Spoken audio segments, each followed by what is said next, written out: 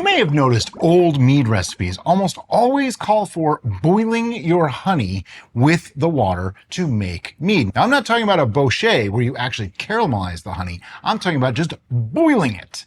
We made a video where we said, you don't need to do that. But then other people said, but you do need to do that. And then still other people said, no, you really don't need to do that. So let's find out. Do you need to do that or not? So we're going to make 1.5 gallons of mead, split it in half. One's going to get boiled, one isn't. We're going to ferment them. So to get started, I actually need a 2-gallon bucket. All right. Let me get you a 2-gallon bucket. As always, the first step whenever you're doing a fermentation is to sanitize everything. And to do that, we like to use the red bucket of sanitation. Just literally like a 15-gallon bucket. It's over there, and it's filled with star sand and water mixed to the manufacturer's suggested amounts. And everything gets sat in there for a couple minutes, and then it's sanitized. Okay, so the way I'm going to do this, here's my thinking process on it. I just dumped out some of the... Dumped out the sanitizer. Well, you know, anyway, what we're going to do is this. I am going to make 1.5 gallons of must, just basic honey and water must. And then half of that's going to get boiled. The other half is not going to get boiled. And then we're going to put them into these 2 containers. What? But it's not just that simple, because we are doing a science adjacent test here, and so we need to limit the variables, and there'll be more variables after the boiling, but we'll get to that later. But first, I want to start with 4 pounds of honey. I have a bunch of like this much in the bottom container, so I'm using them today, because why not? So you might be wondering why 4 pounds. And it's because I figured that out to be about 2.6 pounds for a gallon. So that way, you know, we use 4 pounds in a gallon and a half. But what'll happen is it comes out to about like a 1.093 or so gravity, which is like perfect. It'll be about 13% or so when it's all done. So that works out really perfect for a standard mead, the way we like to make them.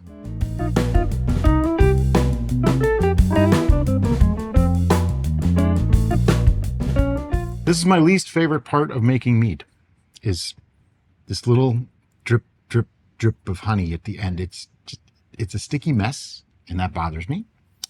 And it's going to take forever at this rate. So that's why we have so many containers that have like an ounce of honey in them still. We just need to consolidate them. See, and then I turn it, and a big glop comes out. Either run or stop. I know we could heat them and get more, but sometimes when I complain enough, she just takes it from me. There we go. 4 pounds of honey. To keep this simple, we are doing the simplest mead possible. It's basically just going to be honey, water, and yeast on purpose, because anything else could be, it could alter the flavors, and it could actually make one side favor the other side over the other side, something like that. But anyway, 4 pounds of honey takes up about 44 fluid ounces of space. Since I want a gallon and a half, when I subtracted that out, I get 148 ounces left. So that's how much water I need to add to that honey. That way we get a gallon and a half. I know what you're thinking. As soon as you start boiling this, you're going to lose water. Yeah, but that's okay. So we're going to be using the same fermenter size at the end. It's no problem. Trust me. This has been coming for a long time because I had to put a lot of thought into how exactly we were going to logistically do this without just making a stupid amount of mead. Because I don't like to do that. To me, that seems kind of wasteful. I don't want to make like 10 gallons or 15 gallons of something just to do one test. I don't agree with that. Instead, I'd rather do a small scale test and see, does it actually hold any water? Get it? Hold any water? Is there anything to the myth before we go and test it on a larger scale, or promote the idea for other people to go making gallons and gallons of stuff? And yes, this is a 2-gallon bucket on purpose. I'm just going to put all the water in. There's another 20 ounces here. Starting to question if this is really a 2-gallon bucket, because it's pretty full. I guess it's about 3/4 of the way full, as it should be. But my other reasoning for doing it this way was I was going to make 2 separate batches, and I thought, but that doesn't really work because I need it to be the same concentration of honey in both, which kind of works even after it gets diluted, even after some evaporation happens. If I put more water back, that way they are still the same concentration of honey. Make sense? And that's what I alluded to at the beginning, that we're going to have to do some adjustments to the boiled one to eliminate some of those variables. Yep. I know you could just weigh out, 2 pounds in each one, and it would probably be really, really close. And it might, that might work too. And that's just another way of doing it.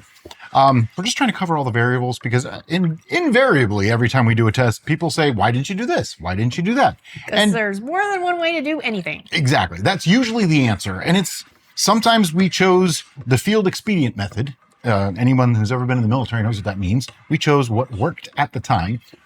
Other times there's either a practicality or a logistical reason. And sometimes it's just, that's what we thought of. We didn't think of that other method. It's just the way it is. I mean, we're doing the stuff on camera, like live. We're live now. You're watching it recorded. But think about it. We're doing this live, right? Yeah. Yeah. So we don't know what's going to happen next. Can you feel that? I can feel it. Yeah. Testing is I'm not gonna giggle. All right. I think I got it mixed. Yeah. Wow, that's shocking. Nice. It mixed way easier than expected.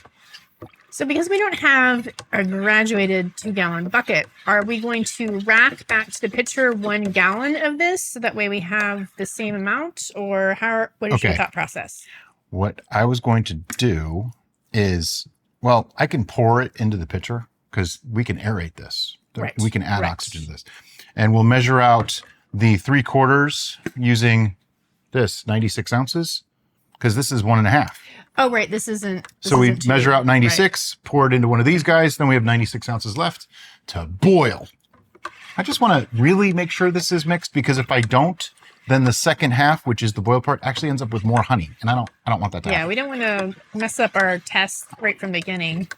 Now, my theories as to why people boiled is there might have been a lot of actual solid impurities in the honey. So they boiled it thinking that would get rid of that. Well, it does, but so does filtering. Just run it through a sieve and it's going to filter that out. Another one is maybe the water that they used wasn't as good. This is what a lot of people have said. I don't know about that because they did actually still have good water way back in the day. They might not have brewed with it though. Maybe they thought that boiling it made it healthy. I don't know. There's so many myths and legends about brewing that it's hard to know some of the reasons we do things today. Do we do them just because, or do we do them because there's an actual scientific reason behind it? And that's always the question. And that's why this is a science and an art and just a hobby in general. Yeah. But anyway, we now have that. I want to take a reading on it so I can know what our starting gravity is. And it should be, like I say, right around 1.090-ish. Like 1.092 is probably where it sits. Watch me be totally wrong. That happens, Once in a while I'm wrong. 1.096. I was a little off. But that is so close to my 1.100 starting point that I'm cool with that. All right. Don't have to worry about aeration because it hasn't fermented yet. So the first thing that I want to do is I'm going to pour off our 3/4 gallons into the first fermenter. That way I know what's left is 3/4 and that can go into a pot. You ready for this? Nope. That's why I was suggesting racking, but you do Hold the pitcher to the side like that. Don't worry. You worry too much.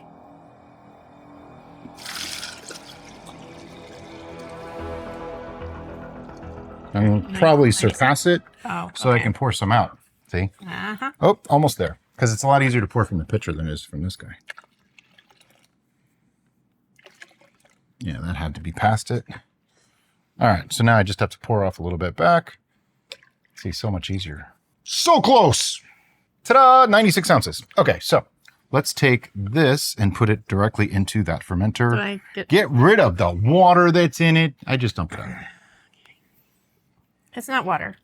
It's sanitizer liquid. Whatever. I'm going to use this one because it was dry. Fine. Okay, and I'm just pouring it right in.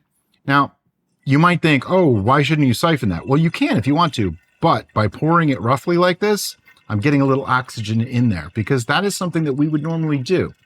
And this is one of my concerns with boiling it. If you've ever seen bubbles coming out of something boiling, that's oxygen coming out. So I'm not sure how that works yet, but we will find out. It's inevitable that during this test, we're going to learn something we didn't know because it always happens that way. Yeah. Or we're going to have a million more questions at the end. It's one of the things I love about doing these tests. Ta-da! Okay, so for now, just to keep, bugs out, I'm going to put an airlock on it. There's nothing in here. It shouldn't actually ferment yet. But this now, we're going to move over to the stove. We're going to boil it. All right, so we're over at the stove, and I have here just a standard everyday stock pot, I guess it is. And what I'm going to do is dump in our 3/4 of a gallon of must into that. Turn it to high and let the boiling commence.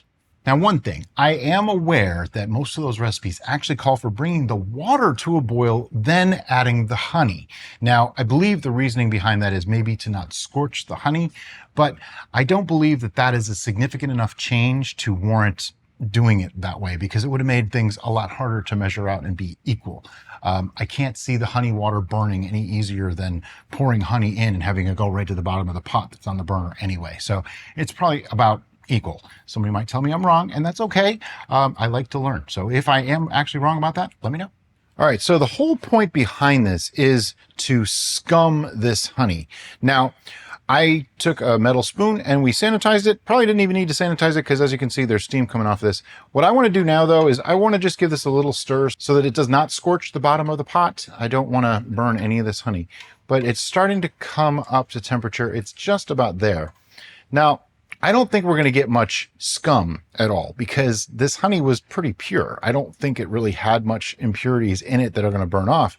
But I do see a little bit of foam here and there that maybe some of that can come out. I'm not sure yet, but we'll find out once this comes up to an actual boil. I can hear it like it wants to, but you want to be careful when you're boiling water and honey together because the foam will cause a foam over, and trust me, this stuff would be nasty all over the place. Okay, so we're starting to see some foam on the top. I'm calling this scum. I'm just going to kind of drain it off the side and put it off somewhere else. I'm putting it in the bucket. Yeah, I'm thinking this is what they mean by scum. There's just a little bit of foam. Try not to take too much product with it. Now, various recipes call for various amounts of doing this. Some say do it until there's no more scum. That to me seems excessive and might take a very, very long time. So we're going to go for a little bit and see what happens. Yeah, this is definitely, what I'm taking off here is definitely different than just the bubbles from boiling. It's very different. You can see the texture is completely different. Interesting.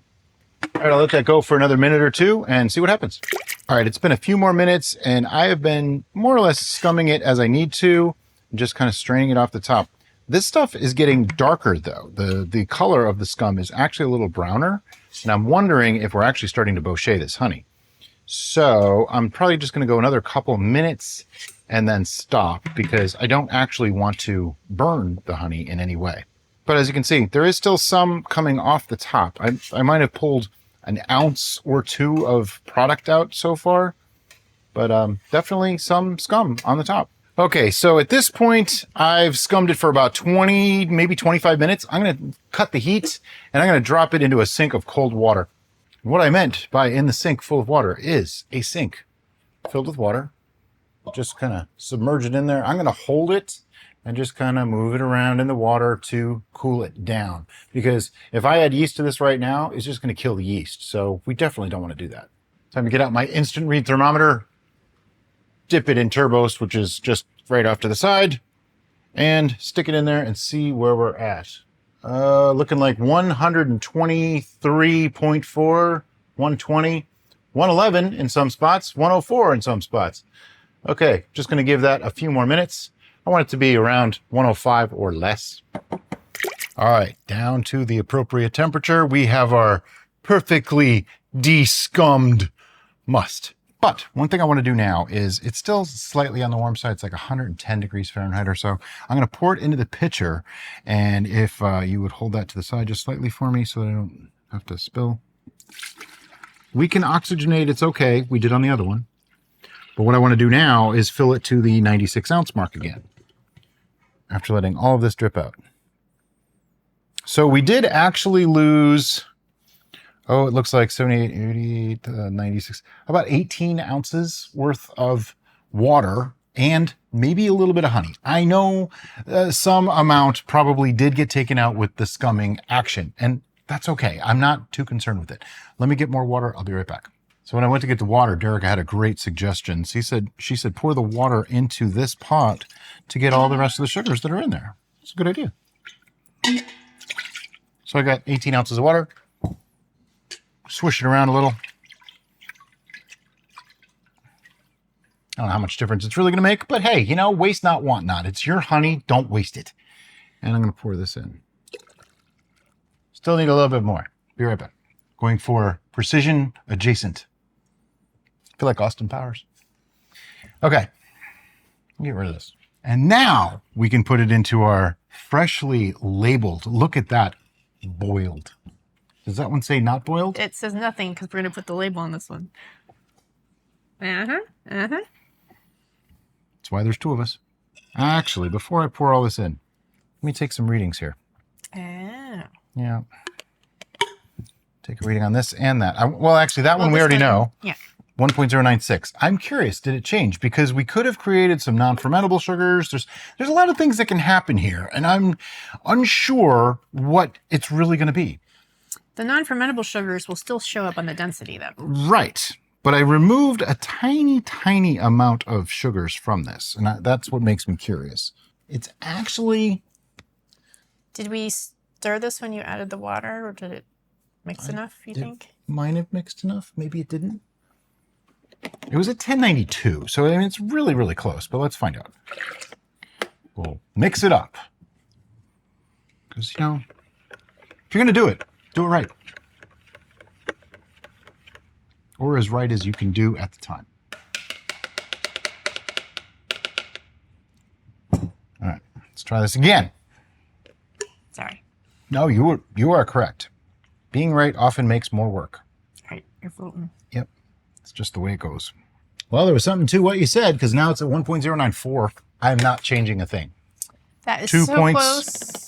I'm not going to worry about it. So we didn't lose a significant amount of honey to scumming. So this was 1.096 before it got boiled, 1.094 after boilage and scummage. Yep. Scum removal.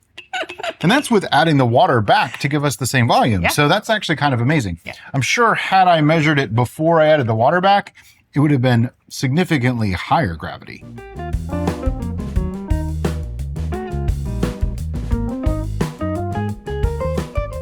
I have a question for you. What's your question? Do you want to let this sit so it becomes the same temperature as this one before we pitch the yeast? I don't think it matters, because if you were boiling it, this would be the way you would do it. Okay. So we're doing it as if that's the standard way and that's boiling way. Something I'd like to talk about, though, is these 3-liter fermenters that we have. We got them on Amazon, and they're a fermenter in and of themselves, so you can ferment in them. But what they're great for is, say you started with a 1-gallon batch, and when you rack, you don't have a gallon anymore. This is 3 liters. A gallon is 3.75 liters. So it's only like 1 wine bottle less than a full gallon. So it's going to help you limit your headspace. Exactly. So now comes the interesting part. I have half a packet of the beast, Lalvin 71B yeast. And I'm going to try to put roughly equal amounts into each. The amount of yeast that I use really shouldn't make a difference here. It definitely doesn't affect the amount of alcohol you make. It could just affect how fast it starts up. So I'm not going to get super crucially accurate here, but we're going to try to get roughly the same amount in each. You don't need a lot of yeast for 3/4 of a gallon, so I'm not done yet. I'm just kind of measuring it out, seeing how it spreads out in the container. There's a couple yeasties left in there still. I'm not going to thwack my packet, because if I do, they'll all stick to the sides, and that could throw things off. I don't know. I'm just making things up as I go along, I guess. But I think having it stuck to the side might not be a good thing here, so we're not going to do that. Then we have airlocks with sanitizer fluid in them. The sanitizer fluid came right out of turbo, so it's the same properly mixture. diluted. Yeah. Yes. Diluted. Diluted. That's a word. Yep. Yeah, I said something And different. I don't swirl these up when the yeast gets added, because then it'll just stick to the side and it will not get to achieve its destiny. Instead, I'm just going to take my note, stick it on there, put them in the fermentation, also known as our laundry room right now, because it's temporary. And we'll be back in a week or two once these start to die down. Okay, so these have been going for about 2 weeks now. It's time to take their first readings. Let's see how they're doing. I'm wondering if there's any real difference in fermentation, even though that's not really what this test is about. This is the boiled version. I had to check my notes because I have them in order on purpose so I won't forget, and I still had to check my notes.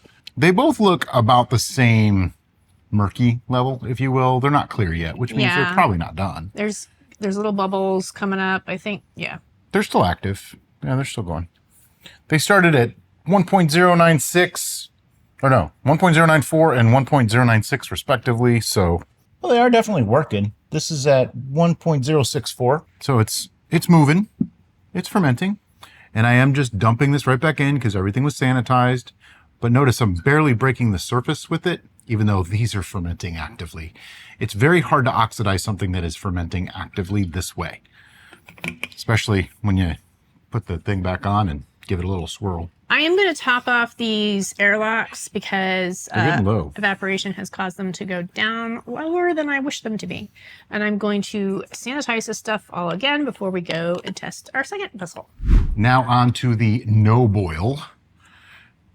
Remember, this started at 1.096. I'm betting you they both went about the same.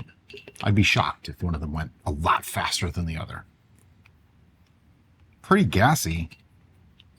Oh, maybe I just didn't notice in the other one, but It was gassy. okay. Like I said, maybe I just didn't notice. This one seems a bit more gassy. It's getting in the way of taking a proper reading. Does that mean anything? No, probably not at all. 1.062. Okay, so you can say that the no boil fermented slightly faster so far than the boil because it went 4 points further. Or you can just not worry about it and say they're basically the same because they're basically the same. Please don't read into that and say that 4 points means it's working better because it's just not. It's no different. That is essentially not statistically relevant. I knew there was a term. I was trying to figure out which the term was. So thank you for finding the term. Oh, there's more terms than that. Oh, I know, but that'll do. All right.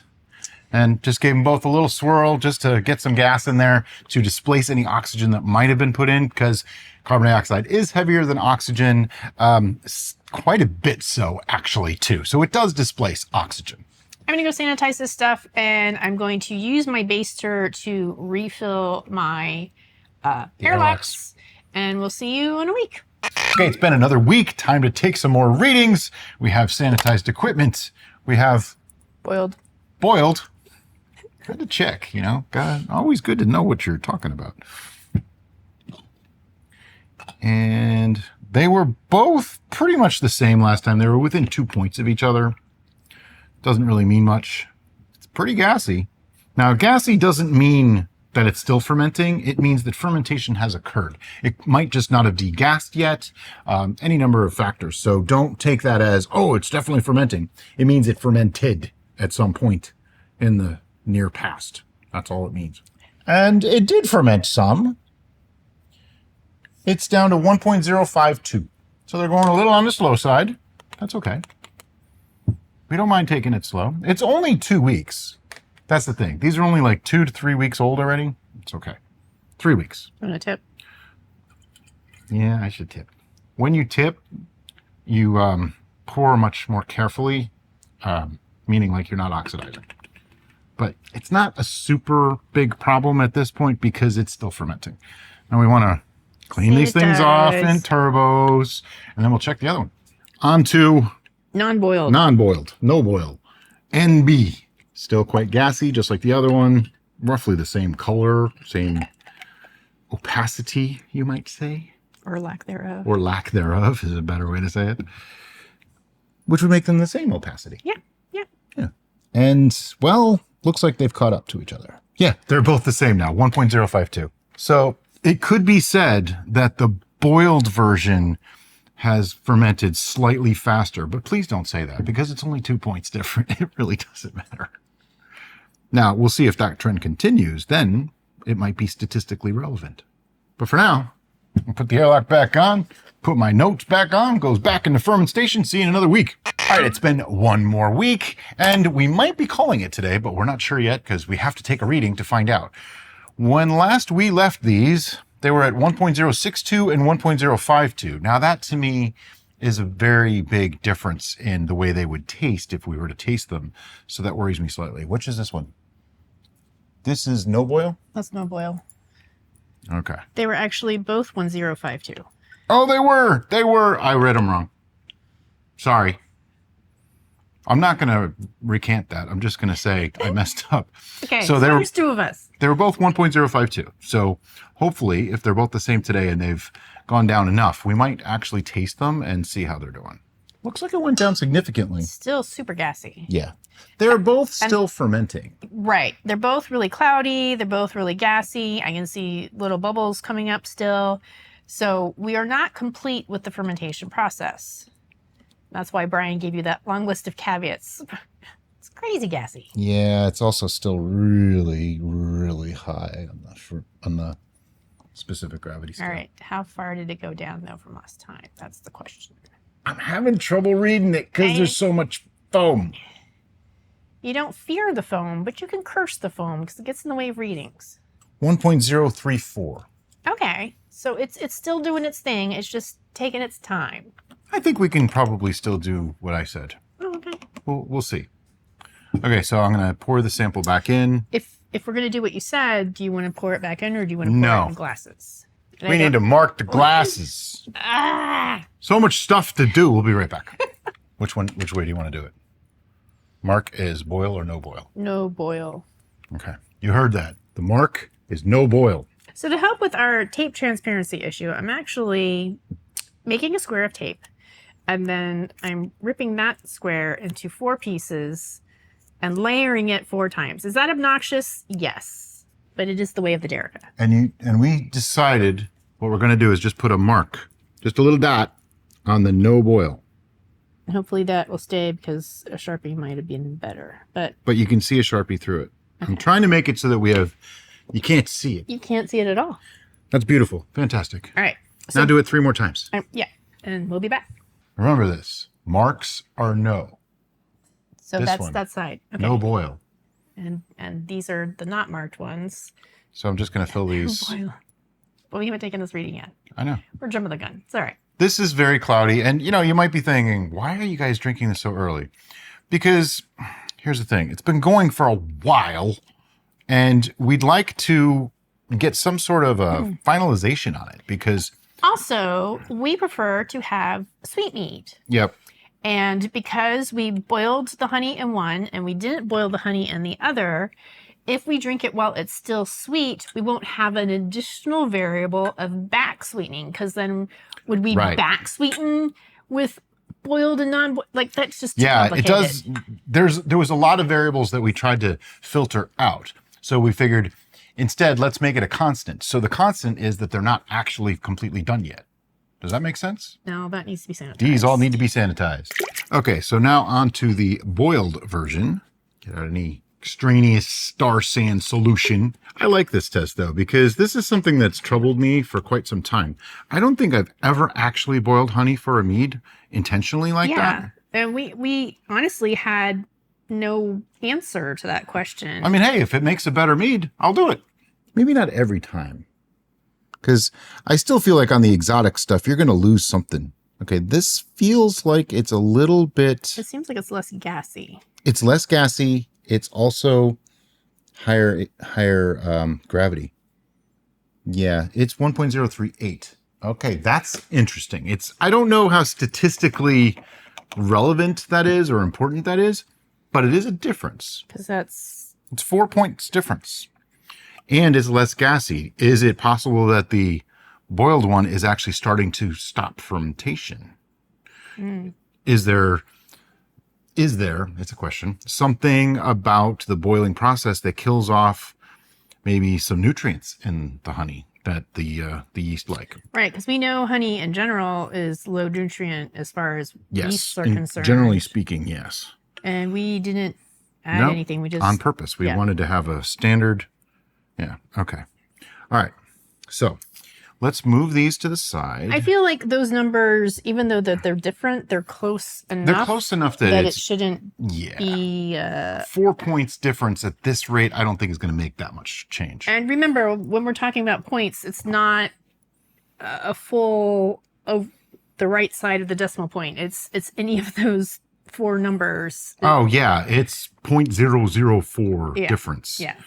So I'm just mixing these up. I wasn't even paying attention, so I certainly don't know what's what. And wait, luckily, gotta do this. And luckily, what's that? Yeah. Luckily, they are equally cloudy. Nothing. So yeah, they pretty much look the same. So there's no visual tell on who is who. I don't know. I mixed them up so much they're probably back in order. I really honestly don't know. So what we're going to do now is taste these, and we're going to try to group them, the 2 that taste the same and the 2 that taste, well, the 2 that taste the same, because there's 2 of each. Sure. Yeah, that. Are we going to start the same one, or are we going to go in different directions? Either way, it doesn't really matter. Okay. We always do this kind of chaotically. The whole trick is that we don't know what's what. That's our life, chaos. Smells a little young. Smells less young. Wow.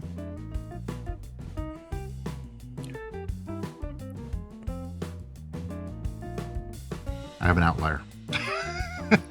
Just on smell alone, there is a difference. No, I think. I had to stir it a lot, but then I got the youth. Yeah, I think you're right. Wait. Yeah, they all smell about the same. It's hard to. If there is a difference in the smell, it is so slight that it makes you question if there's really a difference in the smell. And that's the thing. When you start doing this, you really start to almost question your own judgment. Like, do I really detect something, or is it? Like, I feel like there's a difference in the smell between these two, but there is. This one smells more fruity. So let me try those 2 now and see if one of those smells more fruity.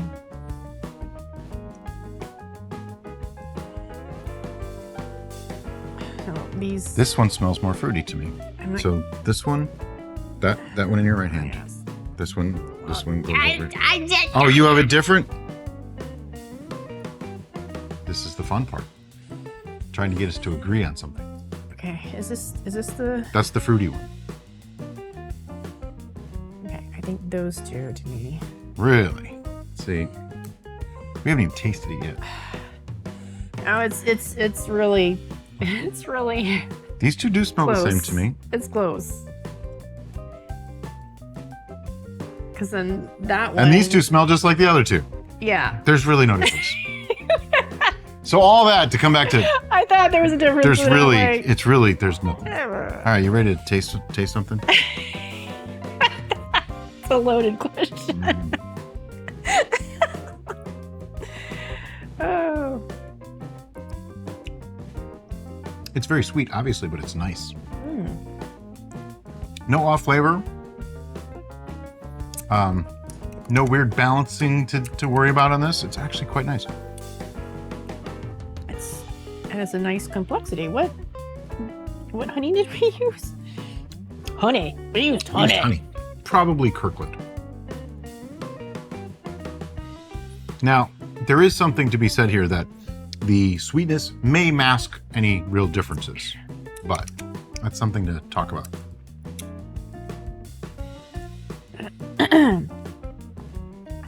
That one was a little, ever so slightly harsher.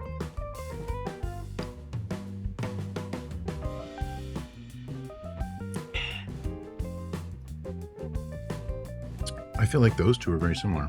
These 2 are very similar. There's just... It's funny because I feel like these are similar and those are similar. Okay. But regardless, again, it's not as different as... And here's the thing. If we can't tell which 2 are the same, it doesn't matter which one's better. That means the difference is so minimal that it doesn't make a difference. But if we can put them together and match them up, then it means there's a difference.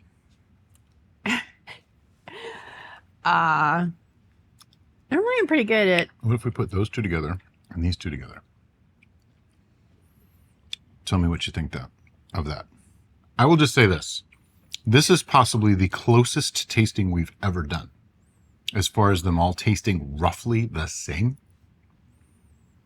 There's such very little deviance between them.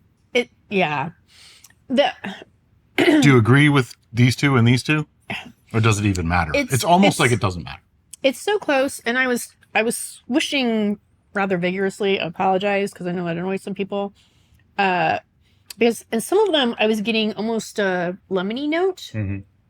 And so I was using that as my determining factor. But I felt like I was getting lemony notes in 3 out of 4, which does not work for figuring out the matching. So I could go with that separation, but I feel like I just tasted all 4. I can't even tell the difference. it is so close. So are we just going to call it? Yeah, let's see if just by some dumb luck we figured this out. Nope. Nope. This one has got the dot. This one Yeah, doesn't. this is no boil. This is boil. There's virtually zero difference at this sweetness level.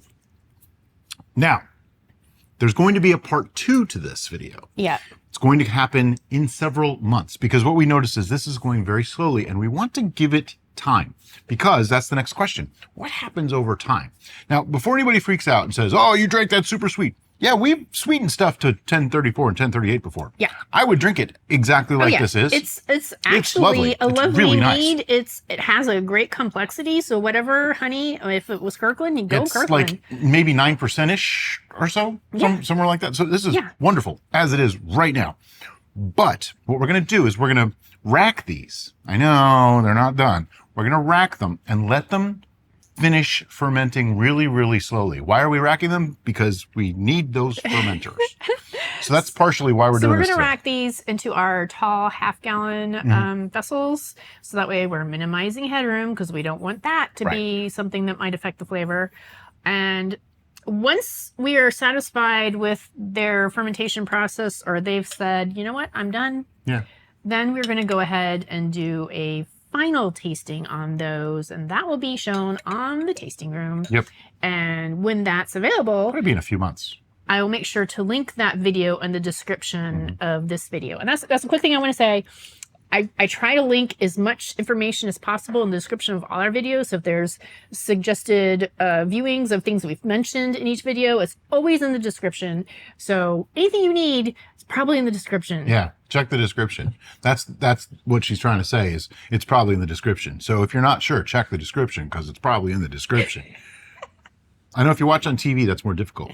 Yeah. That's why we started doing the QR codes and a couple of things. But anyway, so yeah, that's what we're going to do. So that'll be the final of this. But for right now, I would say, based on the test as we've done it, there's no difference between boiled and no boiled honey. So there's no reason to boil honey. Or if you want to, go for it. It's Yeah. probably If it makes you feel better, go for it. But I see zero reason at this point to do so. So as always, guys, thanks so much for watching and have a great day. Bye-bye.